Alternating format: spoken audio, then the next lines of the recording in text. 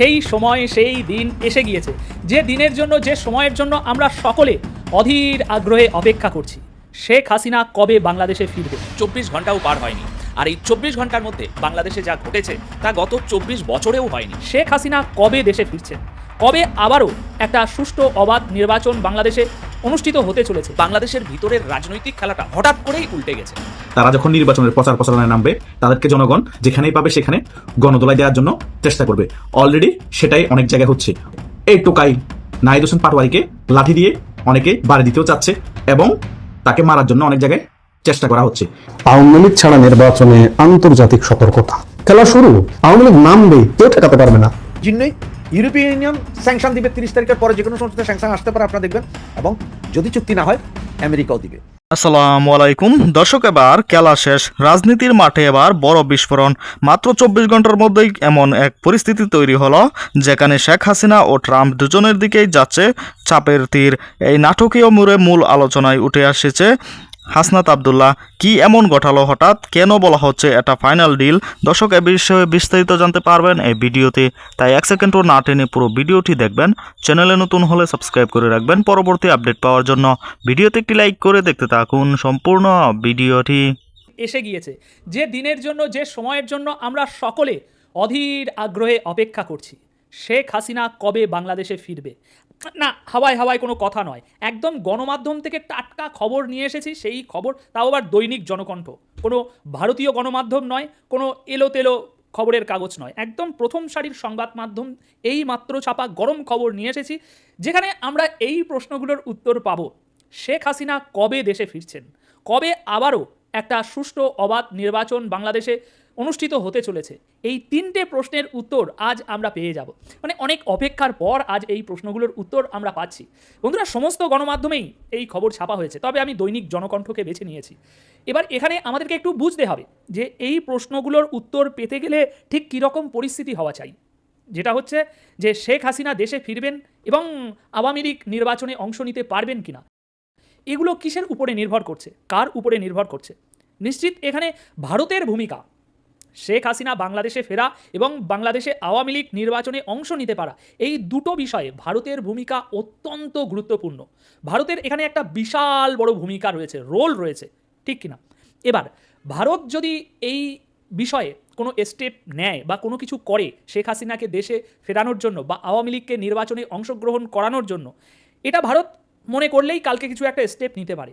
কিন্তু সেই স্টেপটা নেওয়ার আগে ভারতকে, মোদী সরকারকে এটা আগে ভালোভাবে বুঝতে হবে, জানতে হবে যে ভারত যদি চায় শেখ হাসিনাকে সুষ্ঠু সুরক্ষিতভাবে বাংলাদেশে আবারও পাঠাতে এবং তাকে নির্বাচনে অংশগ্রহণ করার মতো পরিবেশ তৈরি করতে, সেই ক্ষেত্রে ডোনাল্ড ট্রাম্পের প্রতিক্রিয়া কী হবে? ডোনাল্ড ট্রাম্প কী চাইবেন? শেখ হাসিনার প্রতি কি তিনি সমর্থন দেবেন, নাকি তিনি সমর্থন দেবেন না? এটা ভারতের পক্ষে জানাটা, ভারতের দিক থেকে জানাটা অত্যন্ত গুরুত্বপূর্ণ। এখন ডোনাল্ড ট্রাম্প সমর্থন দিলেও কিছু এসে যায় না, না দিলেও কিছু এসে যায় না। ভারত তার স্বার্থে যেটা সঠিক মনে হবে সেটা অবশ্যই করবে, এবং এর আগে এরকম অনেক স্টেপ নিয়েছে যেখানে আমেরিকার সম্মতি না থাকা সত্ত্বেও তুড়ি মেরে চ্যালেঞ্জ জানিয়ে বিভিন্ন কাজ করেছে। তবে এবারের এই বিষয়টা আমেরিকার প্রতিক্রিয়া কী সেটা জেনে কাজ করাটা অত্যন্ত জরুরি, তবেই সেই মতো সমস্ত গুটি সাজানো যাবে।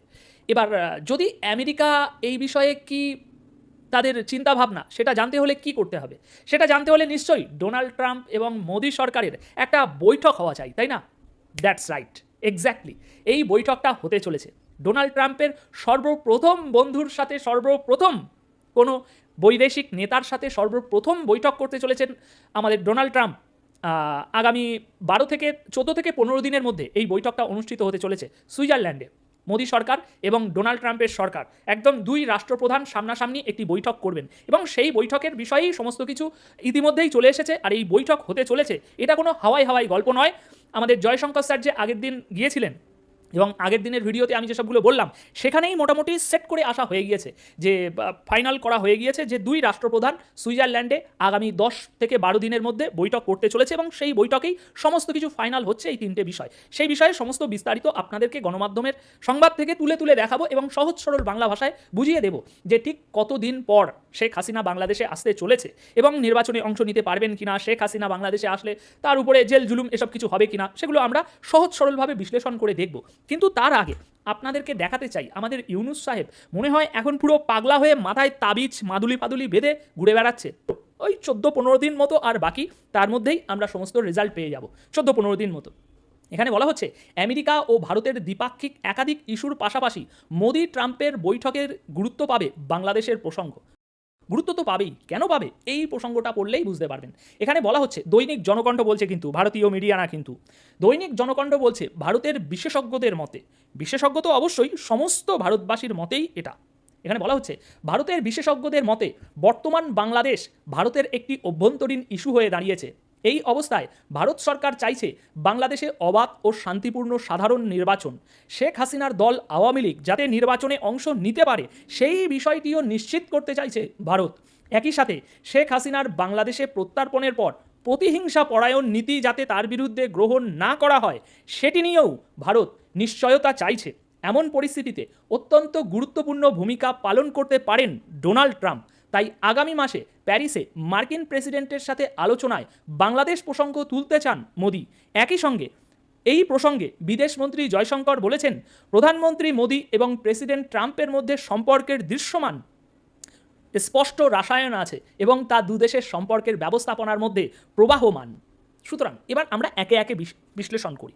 এখানে আমাদের এমনকি অনেকের মধ্যে আতঙ্ক বিরাজ করছে যে গ্যাজেট প্রাপ্ত বীর হাসনাত আব্দুল্লাহকে যদি এই পরিণতি করা হয় তাহলে আগামী দিনগুলোতে কি পরিণতি হবে বাকিদের। সামনে নির্বাচনকে ঘিরে উত্তাপ চলছে রাজনীতির মাঝে, আর এখন কে যে আসলে অন্ধকারে কারে মারে, কারে আপনি দায়ী করবেন, এটা বোঝা একটু কষ্টকর। তো আমার মতন অনেকে নিশ্চয়ই ভাবছেন যে আমাদের জুলাই যোদ্ধা যিনি আছেন হাসনাত আব্দুল্লাহ, তিনি তো অনেক সাহসী, গ্যাজেট প্রাপ্ত বীর, তো তারই মারার মতন এত বড় সাহস কে করলো? তবে এখানে নামগত একটা ফেরকা আছে। হাসনাত আব্দুল্লাহ নামে জুলাই যোদ্ধা বলতে আমরা যাকে চিনি সারা বাংলাদেশে পরিচিত কুমিল্লার সন্তান অর্থাৎ দেবিদ্বারের সন্তান হাসনাত আব্দুল্লাহ। বাট চট্টগ্রামে আরেকজন ছেলে আছে হাসনাত আব্দুল্লাহ, আমাদের দেবিদ্বারের হাসনাত আব্দুল্লাহ না, তিনিও চট্টগ্রামের ছেলে, জুলাই যোদ্ধা এবং কি এই গণঅভ্যুত্থানে আহত এবং গ্যাজেট প্রাপ্ত বীর খেতাব তিনি পেয়েছেন। তার উপর সশস্ত্র হামলার ঘটনা ঘটেছে। গতকালকে রাতে উপজেলার বদুরপাড়া এলাকায় এই ঘটনাটি ঘটে। আর এই ঘটনায় মাইনুদ্দিন নামে আরেক যুবক আপনার হাসনাত আব্দুল্লাহকে বাঁচাতে গিয়ে আহত হয়। তথ্যসূত্র বলছে 15 থেকে 20 জনের একটি সংঘবদ্ধ দল অতর্কিত লাঠি এবং দেশীয় অস্ত্রশস্ত্র নিয়ে এই অতর্কিত হামলা চালায়। হামলাটি ঘটে চট্টগ্রামের চন্দনাইশের বদুরপাড়া পাক্কা দোকান এলাকা থেকে পেট্রোল পাম্পের সামনে যে সড়ক আছে সেখানে। এই ঘটনার পেছনে সাম্প্রতিক একটি রাজনৈতিক কর্মসূচির যোগসূত্র থাকার আশঙ্কা প্রকাশ করা হচ্ছে। নাম প্রকাশে অনিচ্ছুক এক জুলাই যোদ্ধা তিনি বলছেন যে চট্টগ্রাম 14 আসনের বিতর্কিত প্রার্থী জসিমউদ্দিনের মনোনয়ন বাতিল এবং গ্রেফতারের দাবিতে নির্বাচন কমিশনে জুলাই যোদ্ধাদের পক্ষ থেকে একটি স্মারকলিপি প্রদান করা হয়েছিল। ওই স্মারকলিপি প্রদানের কারণেই এই হামলার ঘটনা ঘটে। তো চট্টগ্রাম 14 আসনের বিতর্কিত প্রার্থী জসিমউদ্দিনকে, তিনি সম্ভবত বিএনপির আপনার যিনি প্রার্থী, তো স্বাভাবিকভাবে যদি এরকম কোনো অ্যাক্টিভিটিস ঘটে রাজনৈতিক দল হিসেবে, আমি জানি না যে তিনি জসিমউদ্দিন কি বিএনপির প্রার্থী কিনা, সরি এলডিপির প্রার্থী, চট্টগ্রাম সরি এলডিপি না, এই ঘটনার পর এলডিপির প্রার্থী যে, কারণ এখন তো এনসিপি এলডিপি জামাত ইসলাম তারা একটা টিম হয়েছে, এই ঘটনার পর চট্টগ্রাম 14 আসনের এলডিপি প্রার্থী তিনি বলছেন যে আমি স্পষ্টভাবে মনে করি জুলাই যোদ্ধাদের জন্য এখন বাড়তি নিরাপত্তা নিশ্চিত করা রাষ্ট্রের দায়িত্ব। যারা গণতন্ত্রের পক্ষে দাঁড়িয়েছে তাদের নিরাপত্তা বিঘ্নিত হলে নির্বাচন এবং রাজনৈতিক পরিবেশ কখনোই স্বাভাবিক থাকবে না। আর এই ঘটনায় আইনি পদক্ষেপ নিতে যাচ্ছে হাসনাত আব্দুল্লাহ সহ বাকি যারা আছেন তারা। এনসিপি নেতা এই ঘটনার পর তিনি বলেছেন যে আমার অত্যন্ত কাছের ছোট ভাই, আচ্ছা ঠিক আছে, এই দৃশ্য কোনোভাবে তিনি নিতে পারছেন না। হাসান আলী গিয়ে এনসিপির প্রার্থী ছিলেন, পরবর্তী প্রিয় দর্শক, সম্পূর্ণ ভিডিওটি দেখলেন, অবশ্যই বুঝতে পেরেছেন ভিডিওটি গুরুত্বপূর্ণ ছিল। দর্শক, গত 24 ঘন্টায় ঘটে যাওয়া ঘটনাগুলো বাংলাদেশের রাজনীতিতে একেবারে নতুন মোড়ে নিয়ে গেছে। একদিকে শেখ হাসিনাকে ঘিরে কূটনৈতিক চাপের আলোচনা, অন্যদিকে ট্রাম্প ইস্যুতে নতুন সমীকরণ, সব মিলিয়ে পরিস্থিতি বেশ জটিল। এই মুহূর্তে প্রশ্ন একটাই, এটা কি সত্যিই খেলার শেষ অধ্যায় নাকি সামনে আছে আরও বড় কিছু? দর্শক, এই ভিডিওতে যে তথ্যগুলো আপনারা পেয়েছেন এ বিষয়ে আপনাদের কি মতামত তা অবশ্যই কমেন্টে জানাবেন এবং পরবর্তী আপডেট ভিডিওগুলো সবার আগে পেতে চ্যানেলটিকে এখনই সাবস্ক্রাইব করে রাখুন। এই মুহূর্তে বিদায় নিচ্ছি, দেখা হবে পরবর্তী কোনো ভিডিওতে। সে পর্যন্ত ভালো থাকুন, সুস্থ থাকুন, আসসালামু আলাইকুম।